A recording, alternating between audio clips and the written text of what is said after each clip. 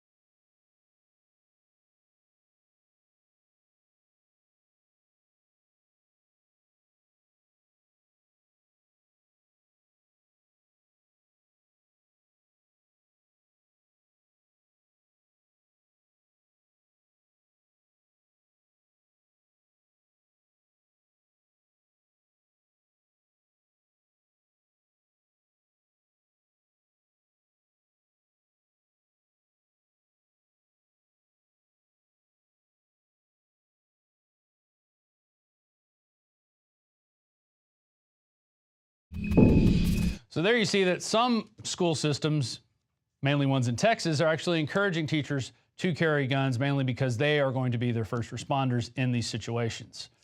And that's what I like to see. I like to see people taking responsibility for their own actions and not just depending on others to help them. Now we're going to do some final 9/11 news. Leanne McAdoo filed this report today. She learned, one, that the first responders were not going to be let into the 9/11 ceremonies. They're being kicked out again. And that, I guess you could say, the baton has been tossed from this 9/11 group to a Bloomberg group who's now in charge of the ceremonies, is in charge of the funds and where they go and what happens to them. And she's going to talk about some news that happened back in 2001 that may surprise you about September 11th. Let me go to that report now. I'm Leanne McAdoo reporting for INFOWARS.com, standing right off of Broadway here in Times Square, New York City. This is the epicenter of the terror threat that was posed by ISIS, according to their online jihadi recruitment magazine. Now, we were shocked to find out this morning that Mayor Bill de Blasio does not even have the security clearance to access the classified information that would be necessary to protect this city from a potential terror attack. Now, the New York Post reports that potentially he didn't want them doing a little bit of digging into his visit to communist Cuba years ago or his ties to the Marxist Sandinista party. So here we have a mayor that can't even protect his city because he doesn't want them to do a little bit of digging into his background to go ahead and get that security clearance. Now, former Mayor Michael Bloomberg does have security clearance. He is able to access classified information, and he's also able to continue to access the funds that are meant for the victims and the families of the September 11th terror attacks. Now, Mayor Bloomberg has always been in charge of the September 11th ceremonies for the last 13 years, ever since those towers were toppled so long ago. Well, before he left office, he passed that honor over to the National September 11th Memorial Museum and World Trade Center Foundation, of which he is the foundation's chairman. That means he is in control of all of those funds that funnel in when people visit the museum. Everyone that has to pay $25 to visit that museum, all the memorabilia that they buy, even the family members have to pay $25 when they go and visit the museum. That's like asking a parent to pay money to access their child's grave. Now, why is this so offensive and frightening? Well, we know that Bloomberg is the ultimate nanny, and he has his pet project agenda, like taking away your Second Amendment right. It's not just banning the size of sodas you can drink. He wants to take away Americans, and definitely New Yorkers' Second Amendment right. Now, why is this frightening? According to this article that was originally posted by the Washington Times in 2001, the September 11th fund United Way giving donations to leftist causes. One of the largest relief funds that was set up to help the victims of the September 11th attacks has awarded grants totaling more than $1 million to a variety of left-wing political groups that are devoted to causes like hate crime legislation, expanded welfare, gun control, and nationalized health care.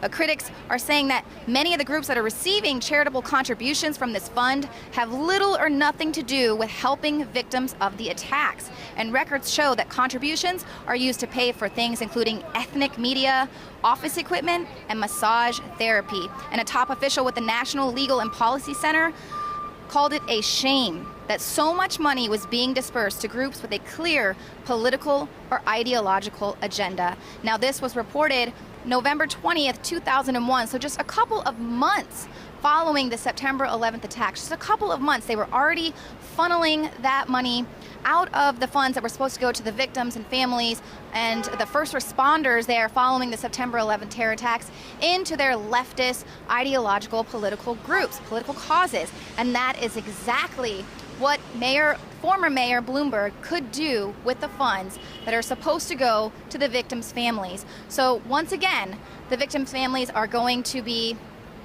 screwed over in order to take your Second Amendment right. If United Way could do it, Bloomberg could too. For INFOWARS.com, I'm Leanne McAdoo.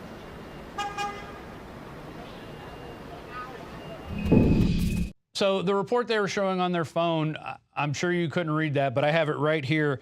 And this is from November 20th, 2001, September 11th Fund, United Way, giving donations to leftist causes. One of the largest relief funds set up to help the victims of the September 11th attacks has been awarded grants totaling more than $1 million to a variety of left-wing political groups devoted to causes like hate crime legislation, expanded welfare, gun control, and nationalized health care. And that's our old friend Mark Morano reporting that from cnsnews.com.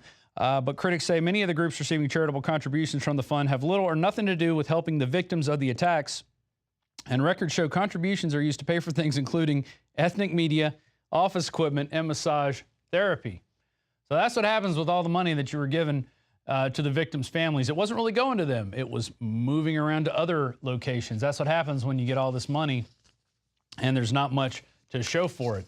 Very interesting times. We're going to have them tomorrow live with Alex Jones during the show and possibly again during a expanded fourth hour that we're going to be doing live in this studio tomorrow. A big September 11th special. I don't want to say spectacular because there's nothing spectacular about September 11th.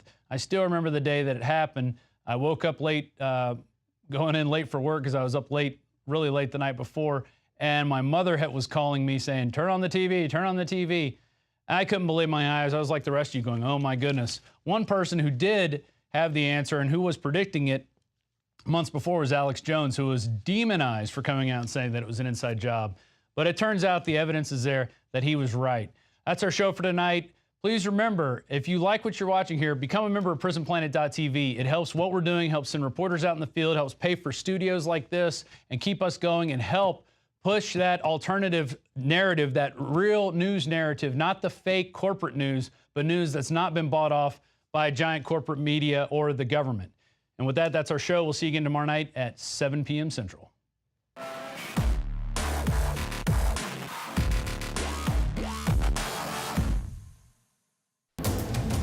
You are watching the InfoWars Nightly News, which airs 7 p.m. Central at InfoWarsNews.com. Members can share their passcode with up to 11 other people, and your support is helping us defend liberty worldwide.